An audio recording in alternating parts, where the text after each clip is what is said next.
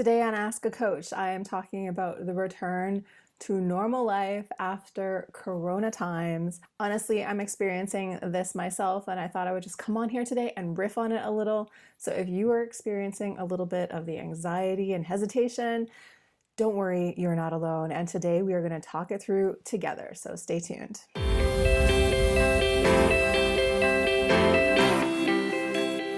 What's up, and welcome back to Ask a Coach. My name is Jen Stevens. I am a spiritual life and business coach, and this is my YouTube channel. Every single week, I bring you a brand new mini training here, which is all about helping you to create the extraordinary life of your dreams. And I do that through the twin tools of mindset and manifestation. So if you are interested in upgrading your life in money, career, love, or whatever, then you want to make sure that you're going to go ahead and hit that subscribe button. So we're back with another Ask a Coach episode that is not Ask a Coach. Today, I'm just going to talk about what I said at the beginning in the intro. I'm going to talk about the return to normal life post-corona. So the story here is that I live in Berlin, Germany, and Germany had literally a 7-month lockdown. 7 months. The only places I could go were the drugstore and the grocery store and the bookstore, and that's it. There were no restaurants, there was no cafes, there was no bars, there was no shopping, there was nothing. We weren't even allowed to have people over. Technically, at night, you weren't even allowed to have one person in your house. The rules here were intense, and it went on for such a long time. So before I get into it, let me just reiterate, I'm not against corona regulations in general. Of course, I understand that there's a very serious problem that this country was trying to manage. Personally, I think they took it several steps too far, and it went on way too long, and it's going to have crazy economic impacts for years to come. But what I want to talk about today is the mental health impact, because that is the part that you don't really see anyone talking about on the news or in the media so much. So I did a Corona mindset video a couple months ago. So if you missed that, I highly recommend you go back and watch that, because that really goes through the basics of how to manage your mind and how to really, gain this inner sense of control over a situation that we really don't have control over. And that is what a lot of the Corona stuff has really meant for me personally, and I think for basically everybody else. But what I want to talk about today is the fact that now things are coming back to life here. All the rules are being lifted here. And on the one hand, while I was waiting for this day for so long, well, I just wanted to go to a cafe to work. I just wanted to go do normal things for so long.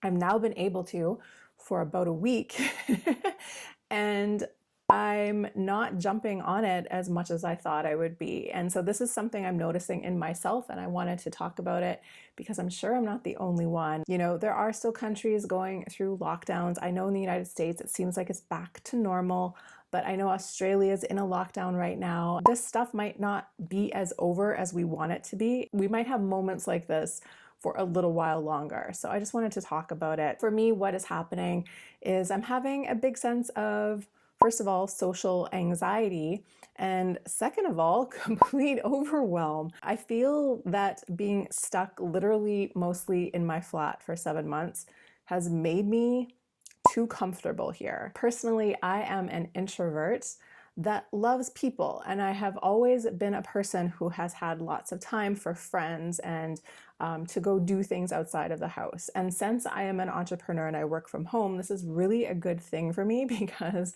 when I'm at home, I tend to have the laptop open and I'm low-key working, even though, it's 8 p.m. at night or something. So it is really good for me to have the balance between going out and being social and also being at home and being in my productive zone. I am a person who loves to be alone. I need my time alone to recharge. I'm an introvert. That is my nature. But I feel that not being able to do those normal things has created this weirdness inside of me. And I know this weirdness is going to go away. We're going to get resensitized back into regular reality. But for me right now, this is what's coming up. So I had this experience last night. I went out and met a group of people for drinks for the first time since October. And it was strange. I mean, I think we were all feeling strange because it's such a foreign thing now. But I felt very awkward. Felt like I didn't know what to talk about. I'm just so sick of having the corona conversation. And it's such a weird thing, even now, to ask people what's new with you because there's still not that much new happening here, although that is changing. You know, the regular normal stuff that I used to rely on as conversation starters, I feel like I'm a bit over. Like I'm really over talking about masks and sanitizer and all of that stuff. But I don't really know what else to focus on because we're still so out on a limb. For me, I'm just trying to be okay with that anxiety and with that awkwardness and with that feeling like I don't know what to say, and really trying to tap into remembering that I don't have to entertain my friends. I don't have to be the ringleader. I don't have to show up, full force all the time. And I think I don't expect that from other people. And I have to remember that because, of course, when we're in that social anxiety mode, we forget that we don't hold other people to the same standards that we hold ourselves.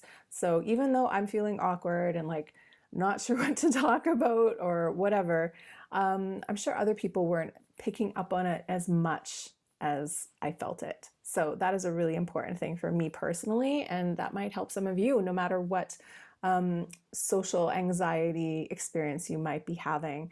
It really is true. People really are paying the most attention to themselves and not as much attention to the world around them as we think. The other thing that I wanted to talk about today is this feeling of overwhelm. So this feeling of overwhelm has come up for me in a few different ways. So again, last night when I was out with a group of friends, I felt overwhelmed by the conversation. Like, who do I pay attention to? And like, which conversation am I flowing with here? So there's that overwhelm. There's also the overwhelm of, oh, I can go out to a restaurant or a bar. So which one should I go to? Which in the past, of course, that was not anything I ever experienced overwhelm around. But the novelty of not thinking about that for over half a year, means that right now my mind is kind of blown by the very fact that I have the choice to do so many different things. This also comes out in different ways. So today I also went to a shop. The first time I went to a shop that was not a grocery store, a drugstore, or a bookstore. The first time since October. And I went to Flying Tiger. If you guys have ever been to a Flying Tiger store, I freaking love Flying Tiger for like decor and houseware stuff. I think it's mostly in Europe, but it's such a great shop. So I went into one. There's luckily one very close to me here.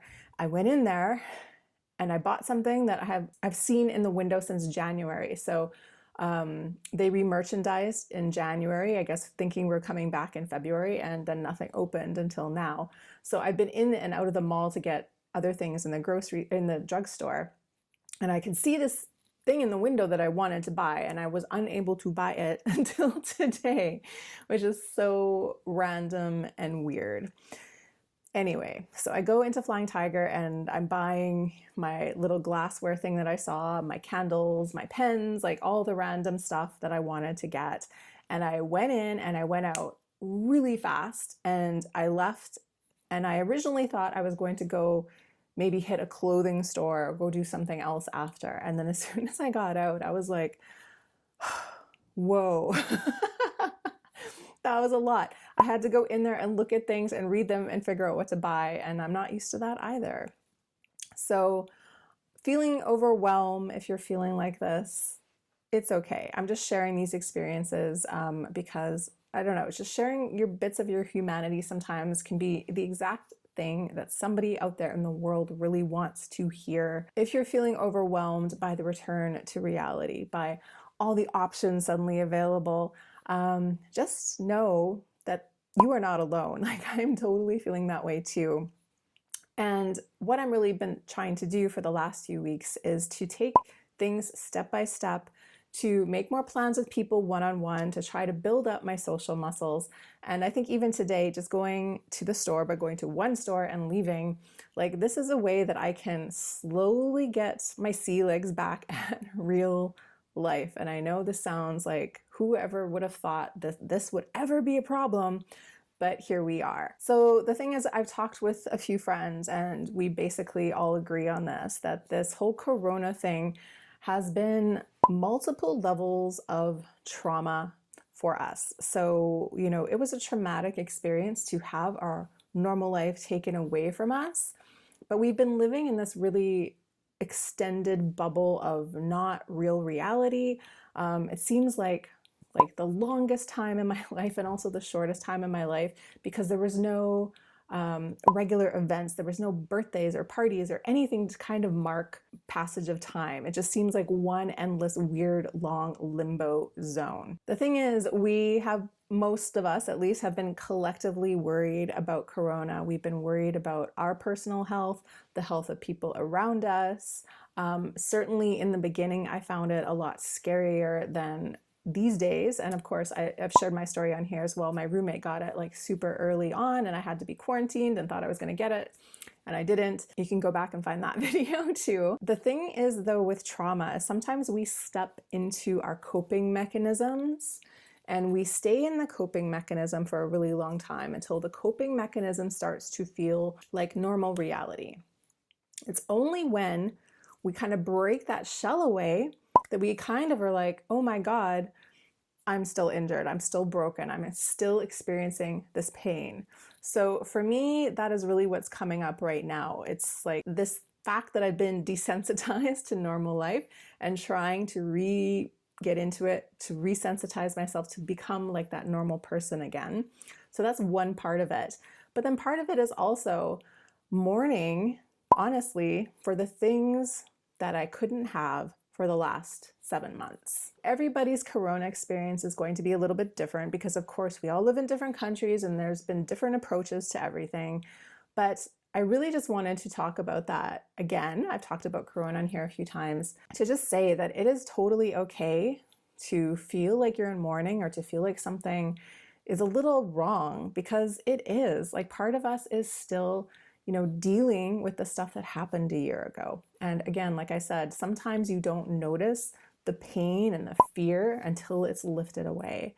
And you have to give yourself a little bit of time to process that. For me, I've been feeling like tired, which seems bizarre at the same time, but it's true. Anytime I'm having like an emotional reaction, I feel extra tired. So taking extra time for resting, trying to do things during the day, during the workday that maybe I wouldn't normally do, that are maybe more about learning or relaxing rather than just being in the work all the time. And making sure to drink plenty of water. Water is always something that our system wants when we're going through a shift. And the other things I've been doing are EFT tapping. So if I'm really feeling stuck on something, doing some EFT tapping is a great way to start to shift that feeling. So I made this video today because if you are feeling at all like I have been, I just want you to know that you are okay, you are normal. We're all going through what is an extremely unusual time, and it is completely okay to take your time with it, to not rush back into doing things, and to take rest. It is going to take a little bit of training and it's going to take a little bit of re-socialization before we feel back completely like we did before. And as long as you allow for that and don't judge that and let your body experience what it's experiencing, those feelings will shift. But you need to be in that healing state and not in the judgment, hatred state. So I really hope this message helped somebody out there, and I would love to thank you so much for watching this today. If you want to learn more about how to manifest your best life, I invite you to come join me over in Recode.